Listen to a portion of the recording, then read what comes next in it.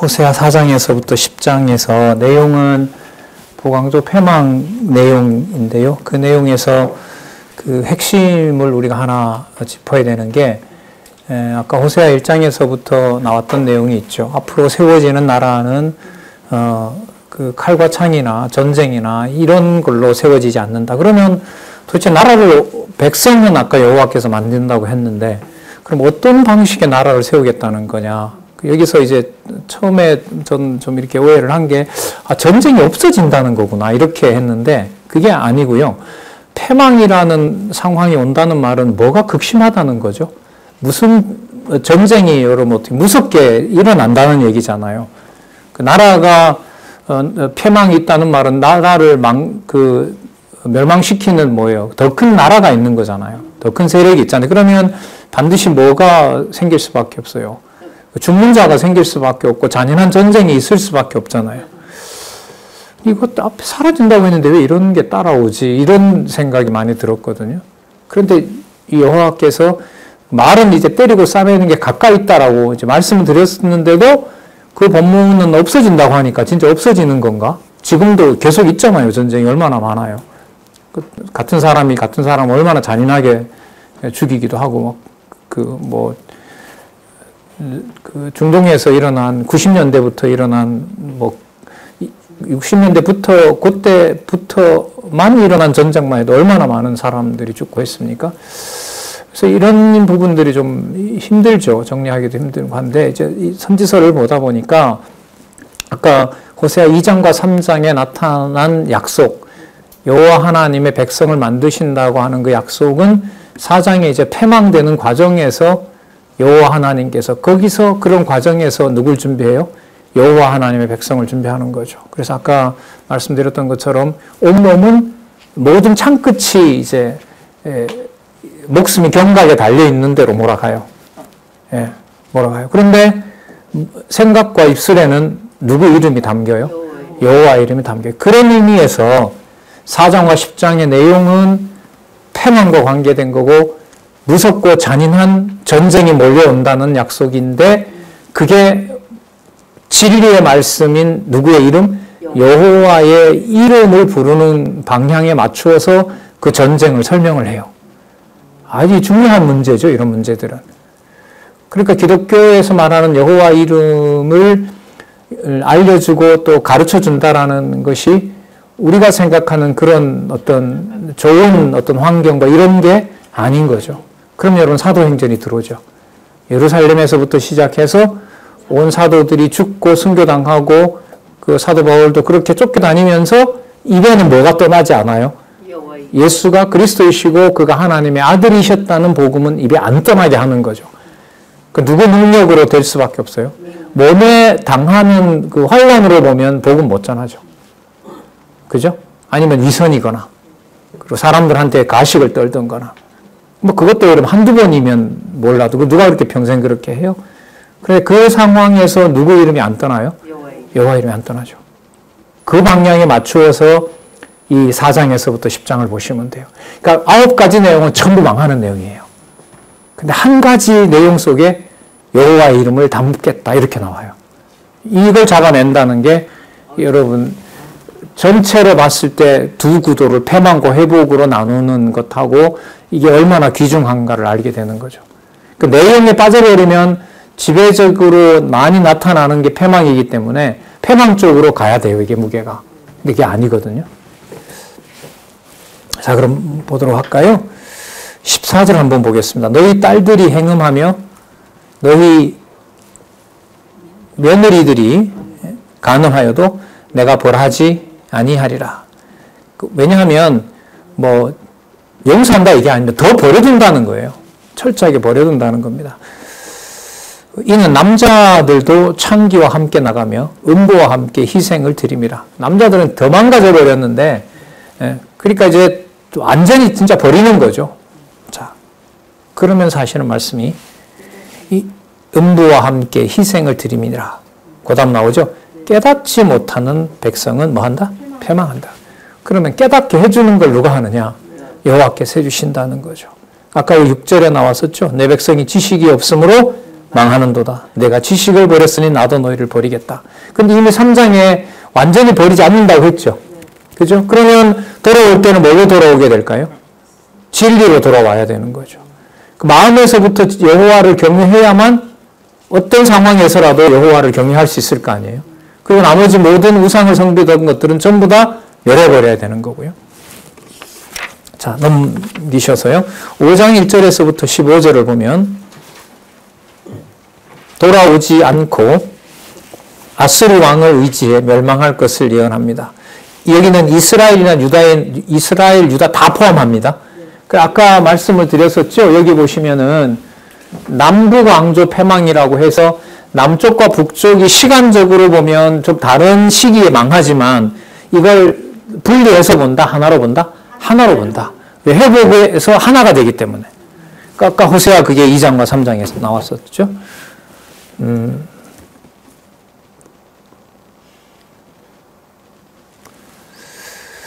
어디를 보시면 좋을까요? 5장 9절 보겠습니다. 견책하는 날에는 에브라임이 황무할 것이라. 내가 이스라엘 지파 중에서 필연 있을 일을 보였노라. 반드시 멸망한다는 겁니다. 그 다음 누가 들어오죠? 유다가 나오죠. 유다 강백들은 지게표를 옮기는 자 같으니 내가 나의 진노를 저희에게 물같이 부으리라. 에브라임은 사람의 명령 쫓기를 좋아함으로 학대를 받고 재판에 압제를 당하는도다. 그러므로 내가 에브라임에게는 좀 같으며 유다 족속에게는 썩이는 것이 되겠다. 여호와께서 바이러스가 되시다는 거예요. 여호와께서 전부 다 그걸 부패시켜 버리겠다는 거죠. 13절에 보면 에브라임이 자기 병을 깨달으며 유다가 자기 상처를 깨달았고 에브라임은 아수르로 가서 야렙 왕에게 사람을 보냈으니 그 여호와를 의지하지 않고 그 왕을 의지하려고 보낸 겁니다. 저가 능히 너희를 고치지 못하겠고 너희 상처를 낫게 하지 못하리라. 거기 붙어봤자 망하지 않겠느냐? 망한다는 거죠. 여호와를 아는 지식으로 채워야 된다는 얘기입니다. 14절 내가 에브라임에게는 사자 같고 유다 족속에게는 젊은 사자 같으니 나 곧 내가 움켜갈지라도 내가 탈취하여 갈지라도 건져낼 때가 없다. 그리고 우리 아까 얘기했었죠. 이렇게 망하는 게 나쁜 것이 아니다. 이게 회복을 아까 먼저 읽은 다음에 이걸 연결해야 되는 겁니다. 그럼 이런 경우가 되면 회복의 주체가 누가 되어야만 되는 거죠.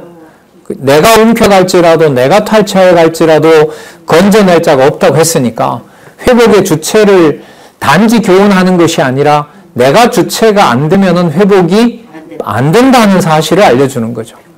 그러면 그 패망의 정도가 강하면 강할수록 이런 말씀이 있게 되면 누가 하셔야만 된다는 게 온몸으로 몰려올까요? 여호와께서 하신다는 게 온몸으로 몰려오죠. 그러니까 이런 말씀의 구조가요, 여러분이나 저나 이제 어떤 상황에서 어떻게 폭발적인 힘을 발휘할지는 몰라요. 여러분 다 자기가 어느 사람이 어떤 경우를 어떻게 고민을 하고 어떤 경우에 고통에 처해 있는지 다 알 수 있어요? 몰라요. 아무도 몰라요. 아무도 몰라요. 그래서 이제 어떤 분이 그러더라고요. 예를 들면 이제 주일날 우리가 많이 만나잖아요. 특히 저 한 사람이 성경을 강론하는 사람이 그분 보고 지난주에 공부 안 하고 어디 갔다 왔어요?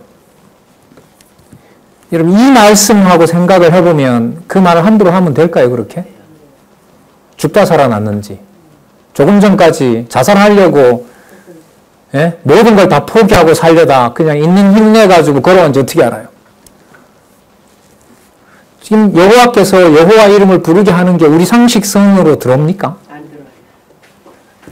뭐라 자꾸 이게 엄격하다 이런 말을 이게 버릇이 돼서 그런지 몰라도 자꾸 그쪽에 맞추어서 강론을 제 스스로도 그런 생각을 이렇게 하거든요. 결국 어떤 여지를 사람에게 뭔가를 둔다라는 게 선지서에서는 여러분 대충 이렇게 섞을 수가 있어요? 없어요. 금방 나오거든요. 그럼 여호와를 아는 지식이 뭘 바꾸는 걸로 지금 섭리를 하시죠, 여호와께서? 그 입에 여호와 이름을 담아두겠다는 게 뭐하고 바꾸고 있어요, 지금? 육신적인 생명이나 이런 것하고 뭐하고 있어요? 다 바꾸고 있죠. 그러니까 칼끝을 앞에 놓고 누구 이름은 부르게 하겠다? 예. 그럼 여러분, 이 당시만 그럴까요? 여러분, 하나님의 백성이 살아가는 하나님의 그리스도가 머리 되시는 교회의 실질적인 상태가 그럴까요? 그야말로 우리 영적 전쟁이라고 하잖아요. 영적 전쟁이라는 게 내가 정신을 조금 차리면 된다 이런 의미인가요? 아니잖아요. 이런 말씀을 보면. 그러니까 이게 선지서가 강론하기가 쉽지가 않아요. 이게 교훈도 대충 나와야 남한테 이러세요. 그러시면 안 됩니다라고 나오는데 이게 매번마다 나오잖아요. 이게. 뭔 되냐 그러면? 한 번 할 때는 몰라요. 한 번 할 때는 종교 지도자가 저런 말은 할 수가 있는데 10번 듣고 20번 듣고 계속 나 그럼 당신은 돼? 그럼 반감이 생길 수밖에 없죠. 그러니까 이게 무슨 교과서가 아니에요? 도덕 교과서가 아닌 거예요. 이게. 그리고 도덕 교과서가 아니고 여호와를 알려준다고 해도 이게 보통 뭔가 이렇게 어느 정도 지식이 차면은 되는 그것도 아니에요. 그런 차원도 아닌 거예요. 그래서 그리스도의 몸으로, 그러니까 성육신 하신 아버지의 이름으로 그리스도가 이 땅에 다윗의 혈통을 통해서 와서 여호와의 말씀을 전하고 그렇게 이제 배척당하고 죽으시고 그렇게 희롱 가운데서도 죽는 그 모습이라는 것이 결국은 지금 여기서 약속하고 있는 대로 누가 다 이루시는 거죠. 그렇죠. 육의 몸을 입고 왔지만 그분은 누구예요? 하나님의 아들로서 하나님으로서 다 이루시는 거죠. 여러분 뒤에 어디 그 내용 나와요. 내가 탄식하고 내가 울부짖고 이런 표현이 나오거든요. 이게 보면. 그러면 여러분 백성들이 죽어가면서 부르짖는 고통 소리가 누가 지르는 소리라는 거죠. 그게 나온다니까요. 뒤에 여기. 그러면 부르짖는데 입술에는 뭐가 떠나지 않게 해요? 여호와를 부르는 입술은 남겨놓는데요. 그게 여러분 남겨놓는 거라고 할 수 있어요? 죽이면서 멸망을 시키면서 여호와만 부르면 돼요? 근데 그렇게 하시겠다는 거거든요. 그게 여러분 언약 자손을 그런 방식으로 만들어가는 게 그래도 되냐 말이죠. 우리 중심에. 그러시면 안 되죠. 그러나 그런 내용들이 지배하고 있어요. 선지서를. 자, 볼까요? 6장에서 8장까지 그런 과정을 지금 설명을 하거든요. 자, 무섭게 뭐라고 합니다. 여호와께서. 자, 6장 2절 한번 보겠습니다. 또 반복이 돼요. 여호와께서 이틀 후에 우리를 살리시며 제3일에 우리를 일으키시리니 우리가 그 앞에서 살리라. 이 내용은 2장과 3장에 나왔던 걸 일단 좀 확인을 다시 해줬어요. 그 다음에 3절. 그러므로 우리가 누구를 알자? 여호와를 알자. 힘써 여호와를 알자. 아까 지식 얘기 나왔죠. 요 방향에 맞춘다고 그랬죠. 다른 거 다 끝내고 누구 지식만 알면 돼요? 여호와 지식 담아두면 그게 최고라는 거예요. 여호와께서는. 그게 버리지 않는 증거라는 겁니다. 그에 나오시면 새벽빛같이 일정하니 비와 같이 땅을 적시는 늦은 비와 같이 우리에게 임하시리라 하리라. 4절. 에브라임아 내가 내게 어떻게 하랴? 유다야 내가 내게 어떻게 하랴? 너희 내가 차츰 구름이나 쉬 없어지는 이슬 같도다. 그러므로 내가 선지자들로 저희를 치고 그 입의 말로 저희를 죽였노니 내 심판은 바라는 빛과 같으니라. 자, 6절 보시기 바랍니다. 아까 여호와를 알자, 힘써 알자라고 했죠? 그거 보시고 생각해 보세요. 나는 인애를 원하고 제사를 원치 아니하. 피 흘리는 것 갖고 안 돼요, 이제. 그거 다 없애버리고 있는데. 자, 그 다음에 범죄보다 여기 나오네요. 누굴 아는 거? 답 나왔네요, 그러면. 이게 가는 거예요, 끝까지. 그래서 여러분, 말씀 같이 공부하는 게 너무 다행스러워요.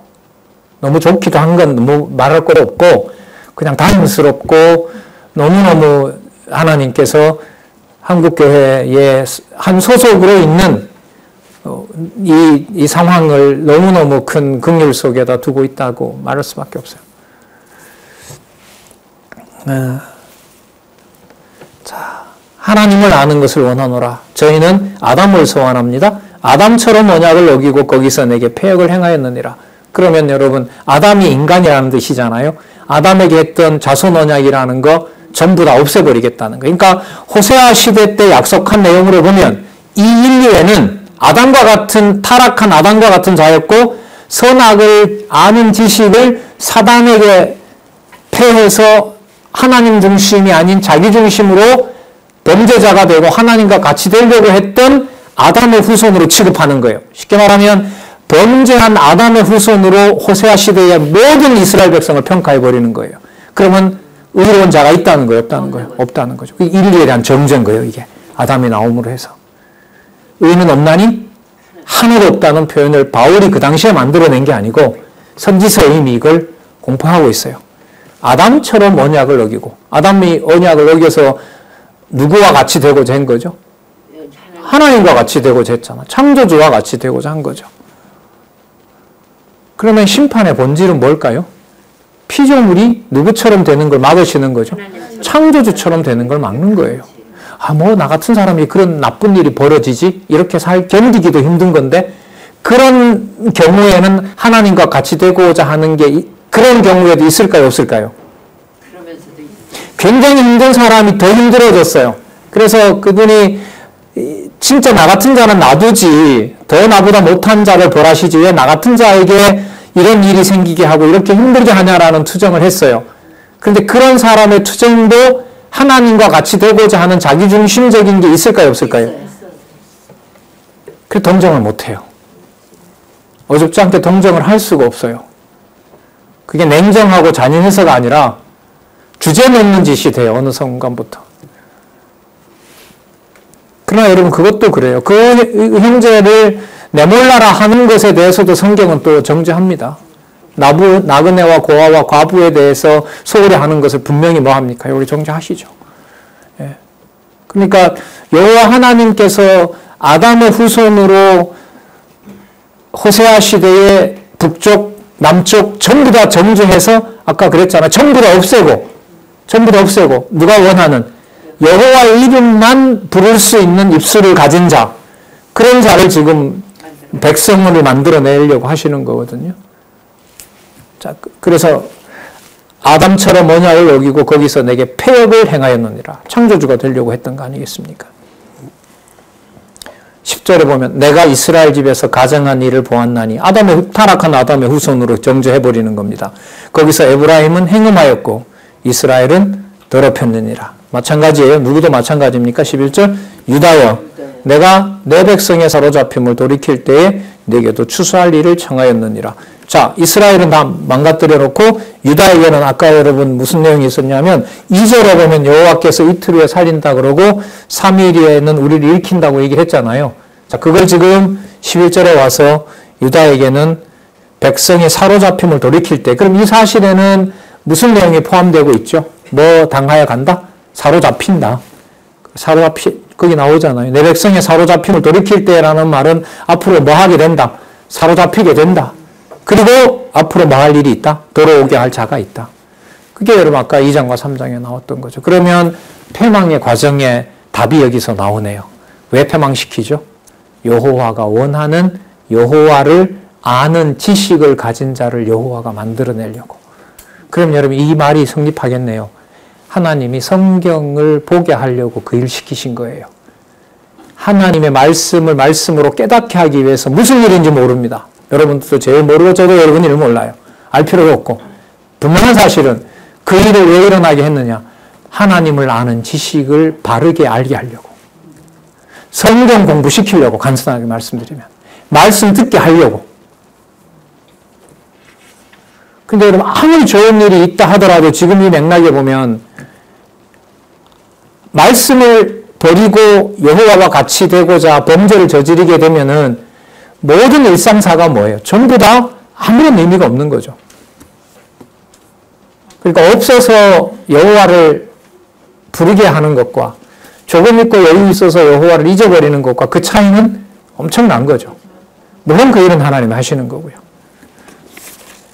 좀 강도가 강해졌죠? 자, 그럼 7장에 가면은 더 좀 선명해지겠죠? 7장 1절에서부터 16절을 보면 악과 쾌락에 빠져 이방을 의지해도 뭐한다? 패망하게 된다. 아수르가 크니까 이 북쪽 이스라엘이 아수르에게도 의존하거든요. 그러다가 남쪽 유다는 나중에 그 바벨론이 쳐들어오니까 누구 의지합니까? 애굽으로 가잖아요. 근데 하나님께서 다 막아버리죠.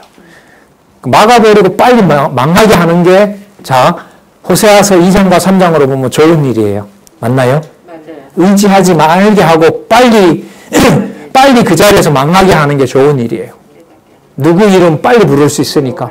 여호와 이름 빨리 부를 수 있으니까. 그러니까 뭔 일이 시작되면 기도를 하나님 빨리빨리 망하게 해주세요. 이렇게 해야 되나요? 그러면? 하나님 가능한 빨리 망하게, 빨리 죽게, 빨리 끝장이 나게. 그래야 누구 이름 빨리 부른다고 하니. 예. 근데 그 시기와 때와 방법은 그야말로 누가 하시는 거죠? 여호와께서 하시겠죠. 여호와 이름이 입에서만은 떠나지 말게 해주십시오. 뭐 이거밖에 남는 게 없겠죠. 그러면 정하신 대로 해가실 텐데 바라옵기는 하나님의 자녀로 이 땅에 살게 된다면 그 하나님 자녀로서 어떤 순간이라도 여호와를 아는 것이 입술에서 떠나지 않고 여호와의 이름을 부르는 찬송이라도 가끔 부르게 해주십시오.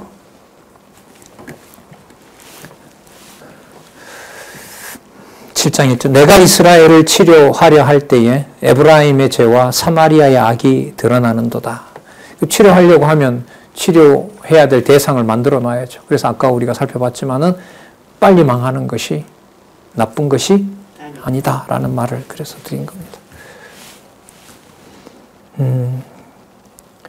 그리고 부분이 아니라 전체 다가 이게 범죄한 자로 규정을 해야 빨리 멸망시키고 전부 다 또 남은 자가 돌아오게 되는 거니까요. 자, 8절에 보시면 에브라임이 열방에 혼잡되니, 섞인다는 말은 다른 나라로 다 잡혀간다는 거죠. 죄송합니다. 아브라함이 열방에 혼잡되니 저는 곧 뒤집지 않은 전병이로다. 뒤집다는 전병은 여러분 빵 구워서 보시면 아시겠지만 밑에는 타고 위에는 서 익은 거 있죠. 제일 짜증나는 거 아니에요. 요리했을 때. 그거 진짜 먹어요, 못 먹어요? 버려야죠. 밑에는 타고 불 조절 잘못했을 때 거기에 비유한 거. 그러니까 쓸모없다는 거예요. 쓸모없다. 겉에는 보면 뭐 여호와 섬기는 것 같고 뭐 하는 것처럼 보이지만 전부 쓸모없는 짓인 거죠. 그걸 다 여호와께서 없애버린다는 거죠. 10절 이스라엘의 교만은 그 얼굴에 증거가 되나니 저희가 이 모든 일을 당하여도 그 하나님 여호와께로 돌아오지 아니하며 구하지 아니하지로. 그러니까 패망시켜야죠. 그래서 13절 화했을진저 저희가 나를 떠나 그릇 같음이라. 패망할진저 저희가 내게 범죄하였습니다. 15절 내가 저희 팔을 연습시켜 강건케 하였으나 저희는 내게 대하여 악을 꾀하는도다. 내가 가나안 땅에 데려다가 이렇게 살겠지만 결국 나를 반역하게 됐다는 거죠. 그래서 그 반역을 내가 끝내야 되기 때문에 이방의 대적들을 불러서 너희들을 지금 멸해버리도록 하겠다. 그 과정이 어떻게 진행되는지를 얘기를 한 겁니다. 자, 8장에 가시면은요, 8장에 2절 볼까요? 8장 1절 보겠습니다. 나팔을 내 입에 댈지어다. 대적이 독수리처럼 여호와의 집에 덮치리니. 자, 여호와의 집에 덮치리니 이는 무리가 내 언약을 어기며 내 율법을 범함이라. 이 여호와의 집에 지친다. 이게 북이스라엘 민족이 지금 범죄한 것을 얘기를 하고 있거든요. 자, 볼까요? 아닙니다. 죄송합니다. 나팔을 내 입에 댈지어다. 대적이, 그러니까 외부에 여호와께서 모아놓은 대적이 독수리처럼 여호와의 집에, 이게 북이스라엘이에요. 북이스라엘을 덮친다. 그러니까 북이스라엘을 뭐 하러 올 것이다? 멸망시키러 올 것이다. 멸망시키러 올 것이다. 자, 2절에 지금 이어지는 여호와의 지식과 관계된 말씀이 또 나와요. 8장에 저희가 장차 내게 부르짖기를 나의 하나님이여 우리 이스라엘이 누굴 안다? 주를 안다. 이게 여러분 아까 6장 3절 6절하고 관계가 돼요. 아까 6장 3절 6절에 여호와를 알자, 힘써 여호와를 알자, 여호와의 지식과 관련된 게 나왔죠? 아까 7장에 또 나왔었죠? 8장에 또 나오잖아요. 계속 지금 만들어내고자 하는 백성에게 입술을 빼고는, 말하는 입술을 빼고는 나머지 모든 게 뭐예요? 더럽게 만들어 놓고 전부 다 멸해버리는 거죠. 그러니까 누구 이름만 남겨놓고 다 버려요? 여호와 이름만 남겨놓고 다 버리게 만들어 놓는 겁니다. 주를 아나이다 하리라. 자, 이 구절 하나가 여러분 이 8장 전체를 끌어간다고 해도 돼요. 이스라엘은 이미 선을 실어버렸으니 대적이 저를 따를 것이라. 저희가 왕들을 세웠으나 내게서 말미암지 아니하였고 저희가 방백을 세웠으나 나의 모르는 바며 저희가 또 그 금으로 자기를 위하여 우상을 만들었나니 파멸을 이루니라. 그 왕을 왜 줬느냐? 멸망시키려고 줬다. 이렇게 되는 거죠. 왕을 왜 줬느냐? 자선 언약을 이루고 땅 언약을 이루고 통치 언약을 이루려는 것이 아니라 내가 왕중계 너희들을 멸망시키려고 한 것이다. 나라를 망치게 하려고 준 것이다. 그게 여러분 열왕기 아니에요. 그죠? 열왕기 내용이 바로 그 내용을 보여주고 있죠.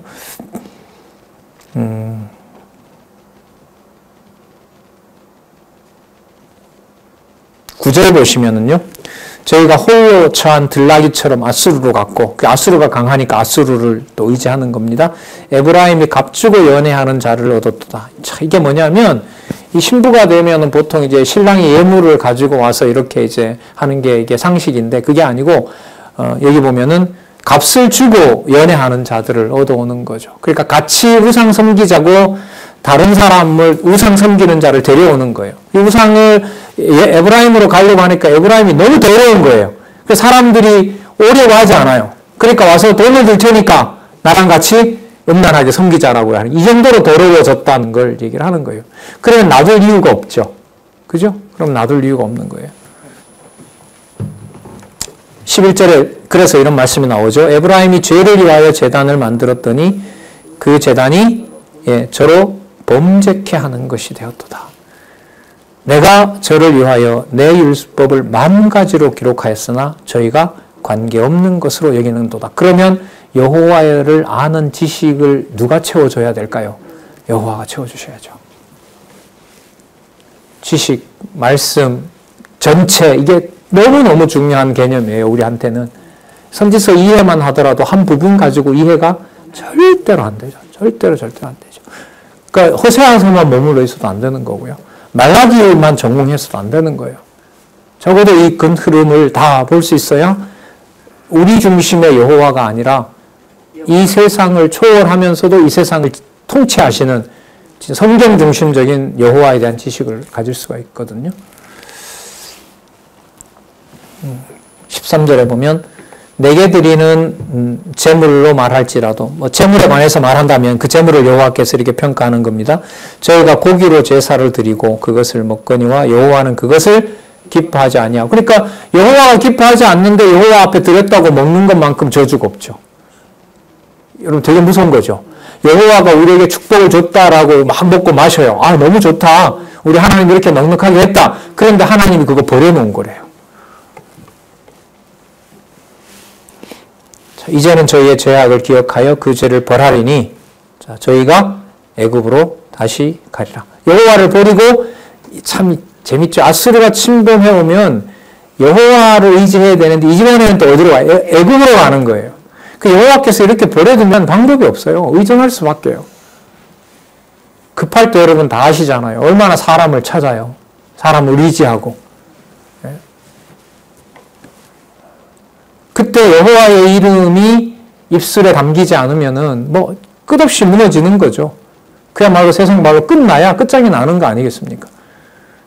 그럼 여러분 이 들었던 또 듣고 있고 보고 있는 진리의 말씀이 여러분들과 저에게 이렇게 하나님께서 주시는 이유는 뭐 어떤 마음의 심리적인 어떤 평안과 이걸 주려는 게 아니죠. 그게 목적이 아니죠.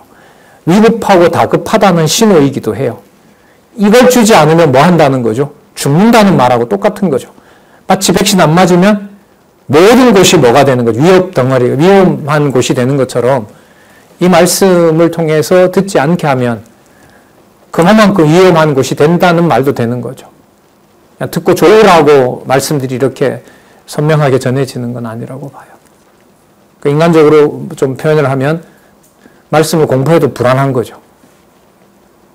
어떤 방식으로 어떻게 이 많은 지식을 한순간에 하나님이 또 그야말로 돌려놓을지도 모르니까요.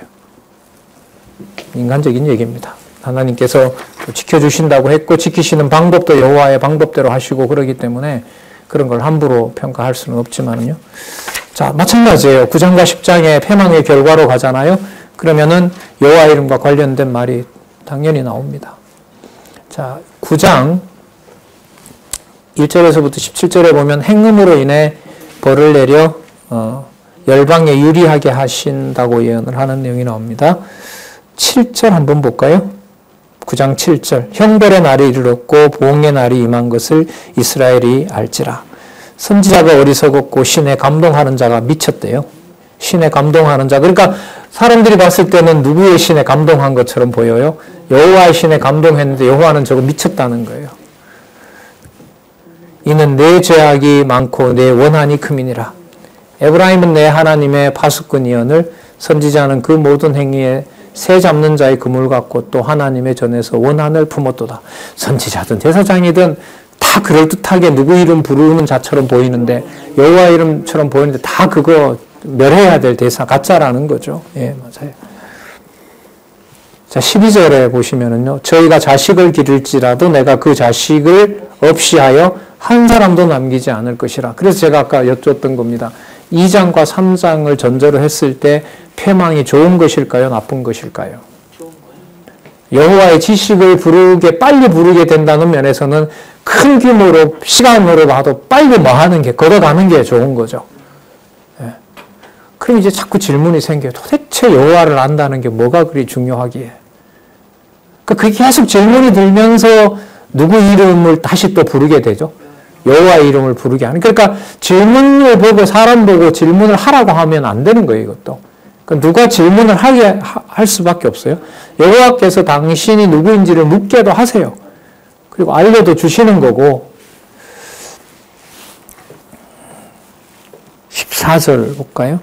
여호와여 저희에게 주소서 무엇을 주시려나이까 청컨대 베지 못하는 태와 젖없는 유방을 주옵소서. 이게 저주죠. 그죠? 저주예요. 더 이상 태어나지 못하게 하겠다는 거예요. 낳아봤자 뭐밖에 안 나니까. 음란한 자녀밖에 낳지 않으니까 차라리 낳지 말고 태를 다 닫아 주십시오.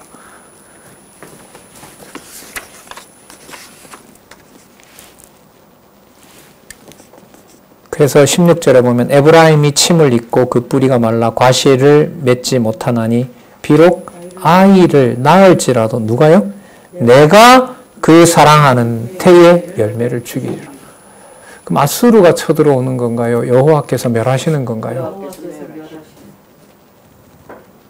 여러분 이게 아까 2장 3장이 없이 이걸 읽는다면 이거 어떻게 해석을 해요? 그죠? 예, 못해요 해석 이거. 그럼에도 불구하고 2장 3장이 있다 하더라도 이걸 여호와가 이렇게까지 죽일 필요가 있나? 그런 것도 몰려오지 않나요? 심하죠, 진짜. 못해요, 이거. 어떻게, 그러니까, 말씀을 배워서 이해가 된다는 말은 참, 어떻게 보면 좀 순진하다 그래야 되나요? 진짜 여러분, 성경 권위 맞죠? 누가 감히 손을 못대게 해요? 그렇죠. 우리가 손을 함부로 못대게 하고, 머리를 가지고 함부로 담지 못하게 하잖아요. 그러니까 뭐가 권위가 있는 게 맞아요? 이 성경의 말씀이 권위가 있는 게 맞죠. 그게 성경 권위예요. 그 성경 권위는 그럼 누가 세워요? 여호와께서 세우고 누구 아는 지식으로 세워져요? 여호와를 아는 지식으로 채워져요. 그래서 성경 권위를 우리가 지키자고 운동하는 게 아니에요. 제가 많이 쓰는 말이잖아요. 그래서도 쓰고 뭐하고 성경 권위를 기억해야 된다고 하지만 그 본질을 잊어버리면 안 되죠. 10장 1절에서부터 15절 보면 두 마음을 품어 두렵고 부끄러워서 멸망할 것을 예언합니다. 참 전부 다 차근차근 읽어가면 좋을 텐데 그래도 우리가 강의를 지난번에 했기 때문에 또 발췌해서 말씀을 드릴 수밖에 없네요. 자, 여러분 다 같이 열심히들 읽으시리라고 보고요. 10장 3절에 보면 저희가 이제 이르기를 우리가 여호와를 두려워 아니함으로 우리에게 왕이 없거니와 왕이 우리를 위하여 무엇을 하리요 하리라. 그 자기네들 기준에 안 맞으니까 왕이 있은들 무슨 소용이 있고 여호와를 섬긴들 무슨 소용이 있냐는 거예요. 예? 필요 없다는 거죠. 신이고 뭐고. 4절 저희가 헛된 말을 내며 거짓 맹세를 바라여 언약을 세우니 그 재판이 바디랑에 돋는 독한 인진 같으니라. 뭐 풀처럼 막 잡초처럼 그 악이 솟아난다는 걸 그런 비유에 담은 거죠. 그리고 역사적인 사실들을 쭉 얘기하면서 여호와를 버렸던 예들을 여기서 소개를 하고 있습니다. 10절에 보면 내가 원하는 때에 저희를 징계하리니 저희가 두 가지 죄에 걸릴 때에 만민이 모여서 저희를 치려. 두 가지 죄는 그거죠. 여호와를 버리고 우상을 섬긴 거죠. 그 왜 열왕기에 보면 그 여로보암의 죄라는 게 있죠. 그게 바로 여호와를 버리고 산당에 가서 제사 지내고 임의로 제사장 뽑고 날짜 바꾸고 이런 거 나오잖아요. 자, 여호와를 버린 거죠. 그 제사가 더 이상 진행되지 않게 하겠다는 거죠. 11절에 보면 에브라임은 마치 길들인 암소 같아서 곡식 밟기를 좋아하나니 내가 그 아름다운 목에 멍에를 메우고 그 입에 사람을 태우리니 유다가 밭을 갈고 야곱이 흙덩이를 깨리로다. 이게 여러분 그 에브라임을 멸망시키고 북이스라엘을 멸망시키지만 나중에 남유다가 아까 한두목이라고 이미 나왔었죠. 그렇게 하나로 된다는 이 말씀이 나오는 겁니다. 그러니까 패망한다고 나오다가 에브라임이 나오고 갑자기 유다가 등장시켜서 회복적으로 가는 이유는 아까 2장과 3장에 약속했던 그 한두목이 유다로부터 나와야 되는 거잖아요. 메시아가 거기서 나와야 되는 것처럼 그 설명을 여기서 하고 있는 거죠. 하지만 그 방식이 유다가 의롭기 때문에 그런 거냐? 아니죠. 왜? 유다도 다 뭐하니까? 다 멸망시켜버리니까요. 자, 그러면 왜 그렇게 하시는 거냐? 오늘도 이미 많이 나왔고요. 지난 시간에 배웠던 학개스가랴 말라기에도 지어지는 성전이 나중께 더 위대한데 왜 위대하냐 하면 거기에 누구 이름이 담아있기 때문에 여호와의 이름을 누가 담아주기 때문에 대제사장이 아니라 여호와가 담아주기 때문에 그걸 살펴봤고요. 그 다음에 나훔, 하박국, 스바냐에서도 세우는 그 나라가 이방인들도 각자 있는 곳에서 누구를 알게 된다? 여호와를 알게 된다. 그럼 오늘도 마찬가지 나오죠. 여호와의 이름을 힘써 알도록 하기 위해서 그 주위에 유혹하는 것들을 여호와께서 전부 다 없앤다. 이렇게 보시면 되죠. 그래서 유다가 밭을 갈고 야곱이 흙덩이를 깨게 된다라고 얘기를 합니다. 자, 그래서 12절에 너희가 자기를 위하여 의를 심고 긍휼을 거두라. 지금이 곧 여호와를 찾을 때는 너희 묵은 땅을 기경하라. 회복 얘기 맞죠? 예, 마침내 누가 임한대요? 예, 이게 중요해요. 여호와가 직접 사역하신다는 게 이 선지서에서 너무 중요하죠.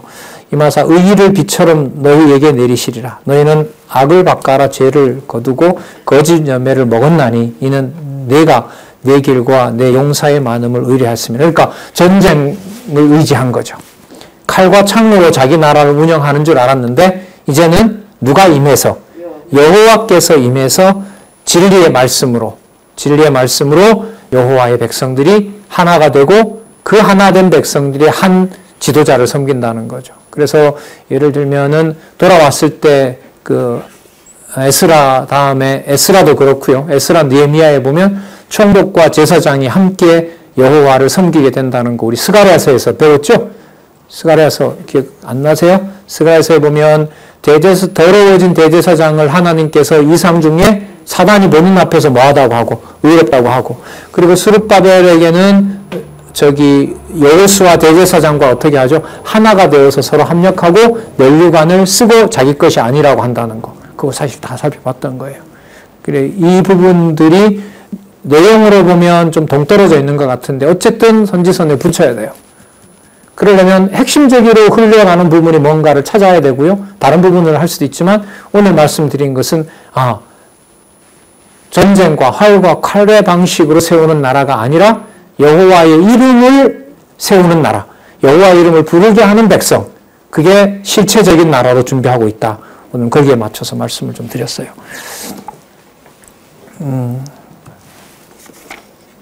14절에 보시면은요. 그러므로 너희 백성 중에 요란함이 일어나니 내 산성들이 다 회파되되 또 말씀드립니다. 회파되는 건 나쁜 일이 아닙니다. 여호와의 이름만 보게 하는 거기 때문에 이게 살만에셀인데요. 살만의 전쟁의 날에 벳 아벨을 회파한 것 같이 벳 아벨이라는 말은 하나님의 복병이 있는 집 이런 뜻이거든요. 벳 아벨 이런 뜻이 회파한 것 같이 될 것이라. 그때에 어미와 자식이 함께 부서졌도다. 너희는 큰 악을 인하여 베델과 같이 너희에게 행하리니 이스라엘 왕이 새벽에 멸절하리로다. 여러분 이 베델이 좋은 의미일까요? 나쁜 의미일까요? 지금 베델이 회복의 대상이에요? 아니면 진노의 대상이에요?